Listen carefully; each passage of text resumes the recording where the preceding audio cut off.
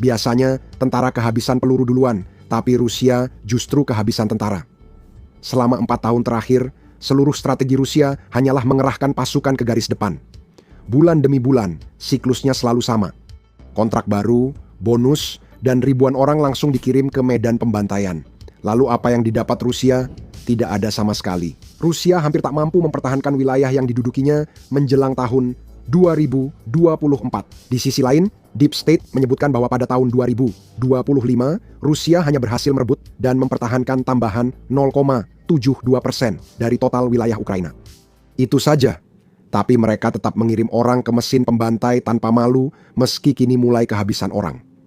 Jumlah tentara berkurang lebih cepat dari perekrut bisa menggantinya. Setiap bulannya, sekitar 30.000 tentara Rusia tewas, terluka, atau secara permanen tidak bisa lagi bertempur. Kementerian Pertahanan Inggris memperkirakan pada akhir 2025 Rusia kemungkinan telah melewati 1,2 juta korban di medan perang. Jumlah tertinggi sejak Perang Dunia II. Dan setelah 4 tahun mengalami kerugian besar, Rusia masih hanya menguasai sekitar 12% wilayah Ukraina. Sekretaris Jenderal NATO Mark Rutte memperkirakan Rusia kehilangan antara 20 hingga 25.000 tentara setiap bulannya di Ukraina. Sebagai perbandingan, jumlah itu setara dengan kerugian Uni Soviet selama 10 tahun di Afghanistan, sementara Rusia kini mengalaminya hanya dalam sebulan. Baru-baru ini, tingkat korban melonjak ke level yang belum pernah terjadi sebelumnya dalam perang ini. Volodymyr Zelensky melaporkan bahwa 35.000 tentara Rusia dieliminasi hanya pada bulan Desember 2025.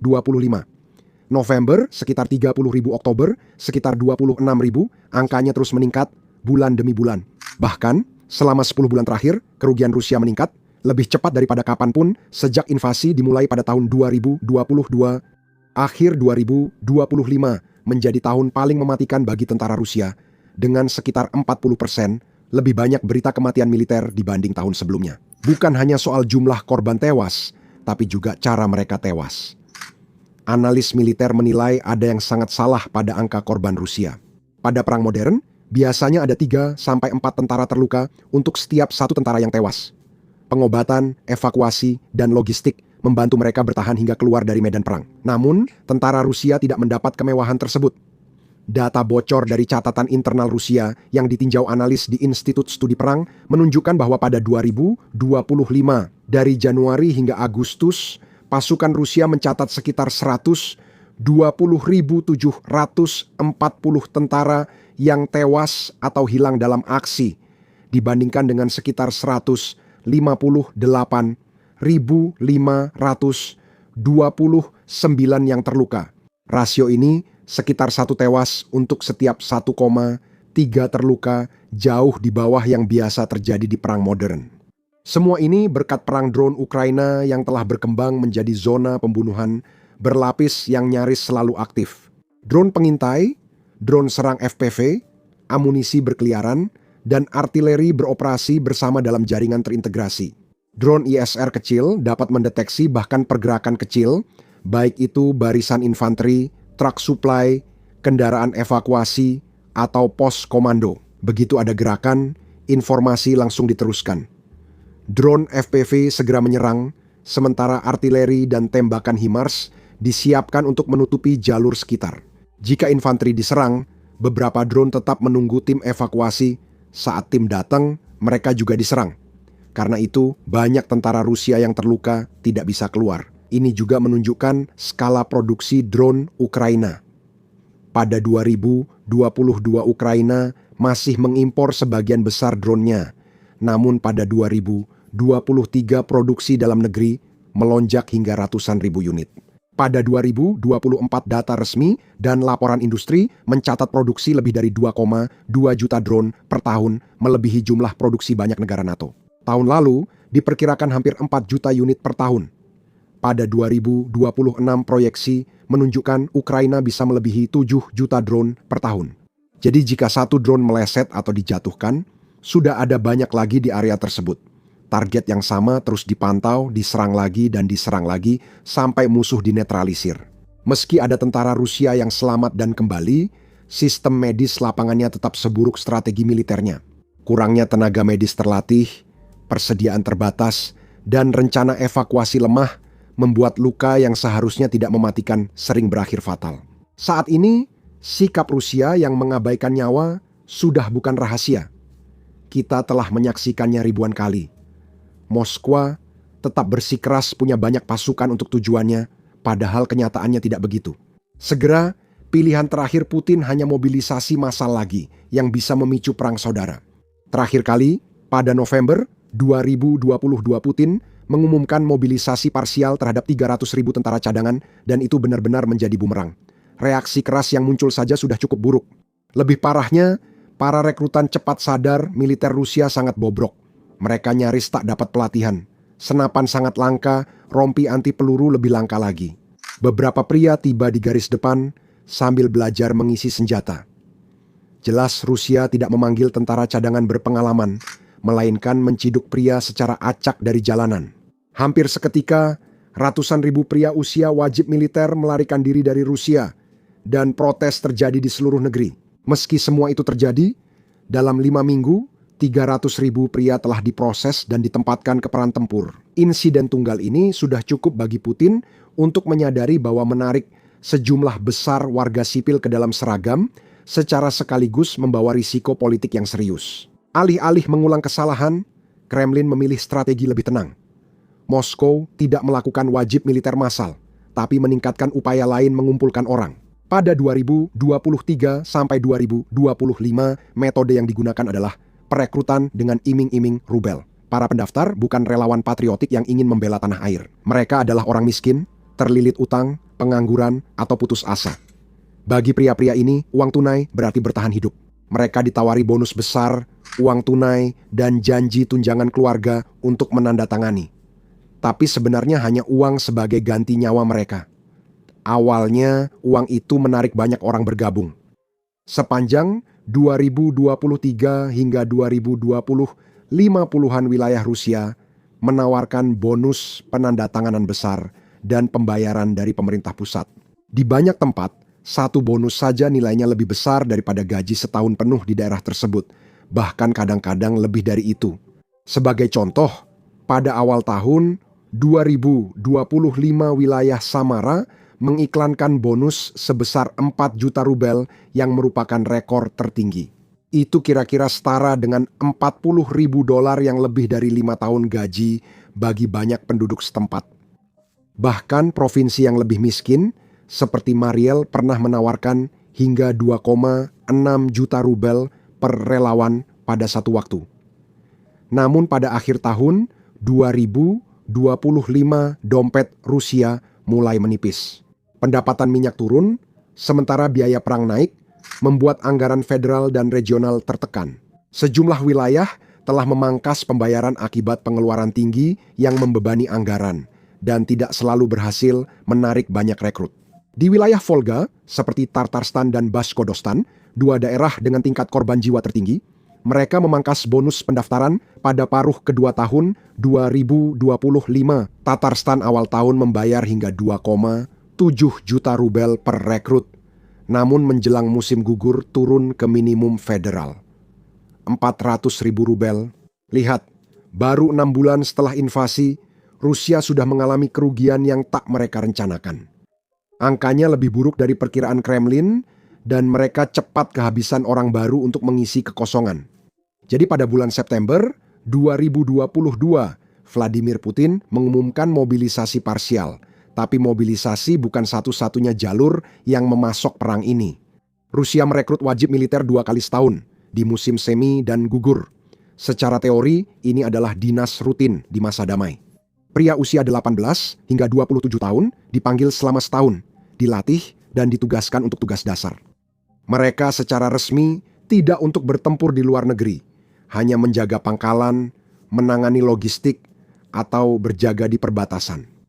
Namun saat perang berkepanjangan dan korban meningkat, wajib militer berubah jadi proses berulang tanpa henti.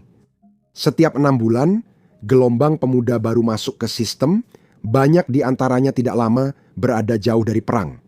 Beberapa dikirim ke perbatasan, lalu perlahan didorong ke garis depan. Rusia secara resmi memiliki 3 kategori personel. Pertama, wajib militer. Di atas kertas, mobilisasi September 2022 tidak berlaku untuk mereka sama sekali. Kedua, cadangan terdiri dari mantan wajib militer atau tentara kontrak yang telah menyelesaikan dinas dan kini masuk kelompok cadangan. Ini kelompok yang kata Vladimir Putin akan dipanggil saat mobilisasi parsial. Ketiga, tentara kontrak adalah sukarelawan yang menandatangani kontrak dan secara hukum bisa dikirim kemana saja, termasuk Ukraina. Secara teknis, hanya satu kelompok yang seharusnya tidak bisa dikerahkan, yaitu kelompok yang Rusia rekrut dalam jumlah besar dan dapat diprediksi tiap tahun. Pada musim semi tahun 2022, Putin memerintahkan pemanggilan 134.500 wajib militer. Pada musim gugur, 120.000 lagi. Itu berarti lebih dari 254.000 dalam satu tahun. Pada tahun 2023, jumlahnya mencapai 277.000 orang. Pada tahun 2024 ada lagi 283.000 orang. Pada tahun 2025 jumlahnya naik lagi menjadi 295.000 orang. Jadi ketika Anda melihat arus orang-orang baru yang masuk ke dalam sistem setiap tahunnya, wajib militer adalah sumber terbesar sejauh ini. Wajib militer dijalankan 2 kali setahun tanpa reaksi nasional karena sudah dinormalisasi selama puluhan tahun. Penjelasan ini menunjukkan mengapa Kremlin mencari celah hukum. Ingat, Putin belum pernah secara resmi menyatakan perang, hanya menyebutnya operasi militer khusus. Frasa tunggal itu memberi Kremlin ruang hukum untuk melonggarkan aturan tanpa menulis ulang. Rusia juga mulai mendefinisikan ulang arti di dalam Rusia. Begitu Moskow secara ilegal mencaplok wilayah seperti Donetsk, Luhansk, Zaporizhia, dan Kherson, mereka mengklaim wilayah-wilayah itu sekarang adalah wilayah Rusia. Menurut Kremlin, mengirim wajib militer ke sana kini bukan lagi dianggap penempatan luar negeri. Bahkan lebih sederhana lagi, Rusia mulai mendorong para wajib militer untuk menandatangani kontrak yang langsung mengubah mereka menjadi tentara profesional. Secara hukum, seharusnya ini bersifat sukarela, tapi ya, kita sedang membicarakan Rusia di sini. Laporan independen dan kesaksian keluarga tentara menunjukkan banyak wajib militer ditekan, dipaksa atau disesatkan menandatangani kontrak ini. Secara efektif, menarik mereka ke layanan garis depan melalui celah hukum, bukan melalui mobilisasi terbuka. Media Rusia sempat melaporkan geng kriminal direkrut untuk menculik pria dan memaksa mereka mendaftar dengan ancaman. Lebih parahnya, meski otoritas menyatakan mobilisasi selesai September 2022, Putin tak pernah menandatangani perintah resmi penghentian mobilisasi. Dalam 2 tahun pertama, pidato perang dan semangat patriotik masih efektif. Namun, akhir 2023 kelompok HAM menyadari para relawan sebagian besar telah menghilang. Siapapun yang ingin bertempur atau mencari petualangan sudah mendaftar dari awal. Yang tersisa hanya orang-orang yang putus asa secara finansial atau mengalami tekanan berat. Sejak itu, Rusia sangat bergantung pada insentif keuangan. Selain bonus penandatanganan besar, Kremlin kini menawarkan keringanan utang signifikan. Pada akhir tahun 2024, Putin bahkan menandatangani undang-undang yang menghapus hingga 10 juta rubel utang pribadi jika seseorang mendaftar dan bertugas setidaknya 1 tahun di Ukraina. Kebijakan ini secara khusus mengampuni pinjaman yang masuk penagihan. Ini adalah insentif berani yang menargetkan mereka yang sedang mengalami tekanan keuangan.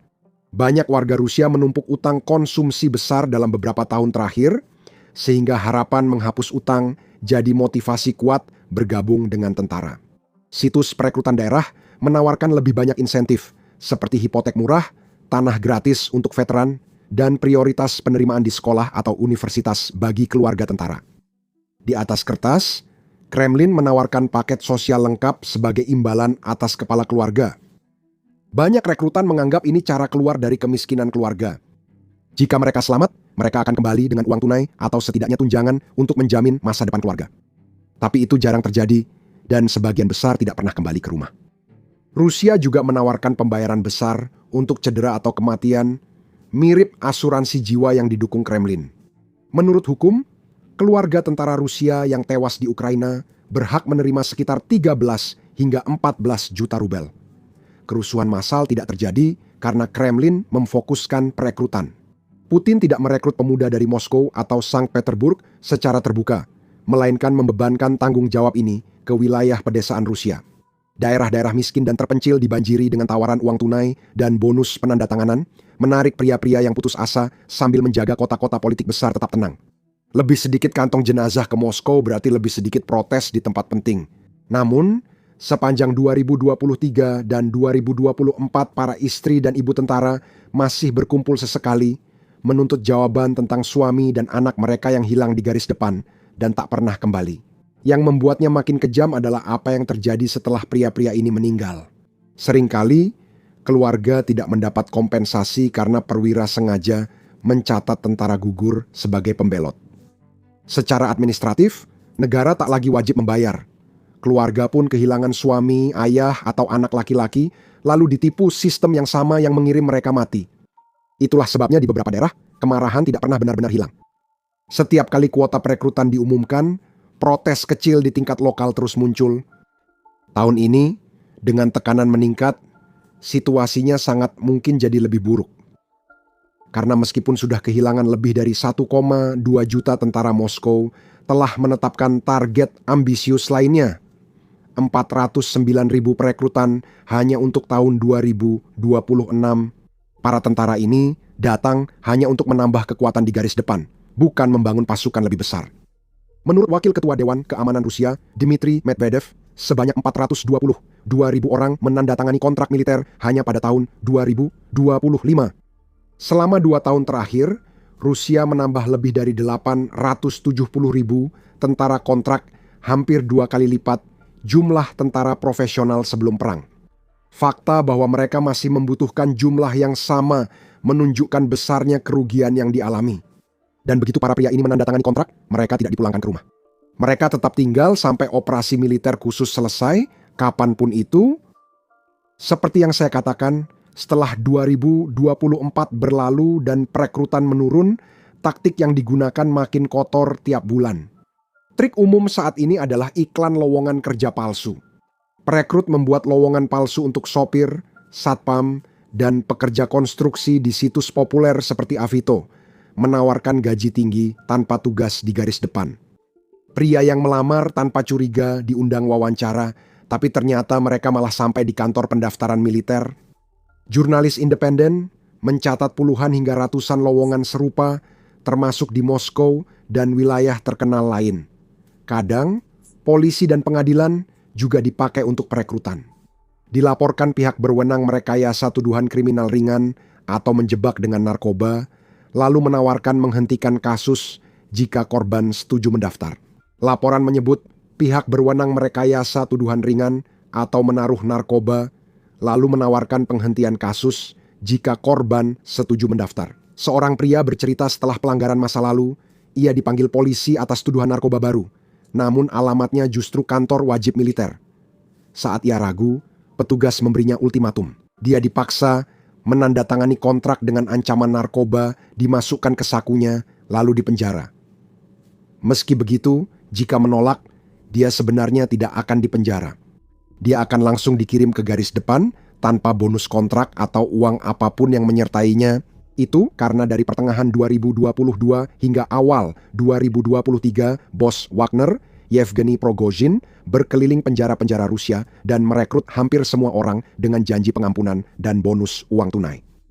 Diperkirakan 40.000 atau lebih narapidana direkrut ke dalam unit serbu Wagner dan langsung dilemparkan ke beberapa pertempuran paling berdarah dalam perang ini, terutama di tempat-tempat seperti Bakhmut, dengan satu janji yang menggantung di depan mereka. Bertahan hidup selama 6 bulan dan kamu akan bebas. Sistem itu resmi berakhir usai Prigozhin berselisih dengan Kremlin pada 2023. Namun bagi narapidana, sistem ini tetap berjalan karena Kementerian Pertahanan mengambil alih. Percaya atau tidak, Kementerian ternyata lebih buruk dari Prigozhin. Kini mereka merekrut tersangka yang belum diadili. Undang-undang baru memungkinkan orang dengan catatan kriminal atau dalam penyelidikan mendaftar untuk pengampunan atau penangguhan hukuman. Menjelang akhir tahun 2023, ada kasus-kasus yang terdokumentasi tentang individu yang positif HIV dan terinfeksi hepatitis direkrut menjadi anggota. Sebuah pembalikan mengejutkan dari standar sebelum perang yang akan menganggap mereka tidak layak untuk bertugas. Jika kamu masih bernapas, kamu sudah cukup layak berperang untuk Rusia. Dan kamu mungkin sudah tahu tentang upaya perekrutan asing itu. Pada Oktober 2025, intelijen Ukraina memperkirakan bahwa Rusia telah menarik lebih dari 18.000 warga negara asing dari 128 negara. Itu termasuk perekrutan dari Korea Utara, Kuba, Suriah, seluruh Asia Tengah, Afrika, dan Timur Tengah. Tapi sekarang, bahkan langkah-langkah putus asa ini mungkin masih belum cukup, karena untuk tahun 2026, Putin sudah mengumumkan pemusatan latihan militer khusus untuk tentara cadangan. Ternyata mereka dipanggil untuk apa yang disebut pelatihan, katanya untuk menjaga infrastruktur penting di dalam Rusia. Tapi jelas apa yang sebenarnya sedang terjadi, dengan menempatkan pasukan cadangan untuk tugas jaga di dalam negeri, Kremlin membebaskan tentara reguler yang seharusnya menjaga infrastruktur. Jadi, tentara-tentara itu bisa langsung didorong ke medan pembantaian. Putin dan Sergei tetap bersikeras Rusia cukup pasukan dan tak perlu mobilisasi massal lagi. Mereka menekankan perekrutan spesialis, teknisi, operator drone, dan insinyur demi modernisasi pasukan. Rusia juga berinvestasi besar dalam drone dan peperangan elektronik. Namun, anggapan bahwa Rusia bisa seketika berubah menjadi pasukan tempur profesional berteknologi tinggi di tengah perang terbesar Eropa sejak Perang Dunia Kedua tidak masuk akal. Banyak spesialis terbaik Rusia telah melarikan diri, sisanya banyak yang tewas dalam pertempuran. Orang yang masih hidup dan memenuhi syarat nyaris tak punya insentif, meninggalkan pekerjaan sipil nyaman dan bergaji tinggi demi parit dan hujan peluru. Jika Kremlin benar-benar berencana merekrut 400.000 tentara lagi tahun ini, pilihannya sudah semakin menipis. Kelompok muda sudah habis. Mereka yang antusias, putus asa, atau bersedia, sebagian besar sudah tidak ada. Kini perekrut harus menggali lebih dalam dan lebih gelap dan mencari sisa-sisa di setiap tempat yang mereka temukan. Jika kekuatan tembak Ukraina stabil atau meningkat, Rusia akan menghadapi masa depan yang lebih sulit dan memalukan. Meningkatkan perekrutan kini bisa berarti Putin harus beralih ke opsi yang dihindari selama 4 tahun. Mobilisasi massal nasional yang menyasar kelas menengah perkotaan. Tentu, itu menghasilkan tambahan pasukan, tapi juga berisiko politik besar. Keluarga marah, orang melarikan diri dari negara, protes, Putin sangat memahaminya, itulah sebabnya setiap alternatif lain dihabiskan terlebih dahulu. Namun, ada batas seberapa lama sistem bisa dipaksa sebelum akhirnya rusak.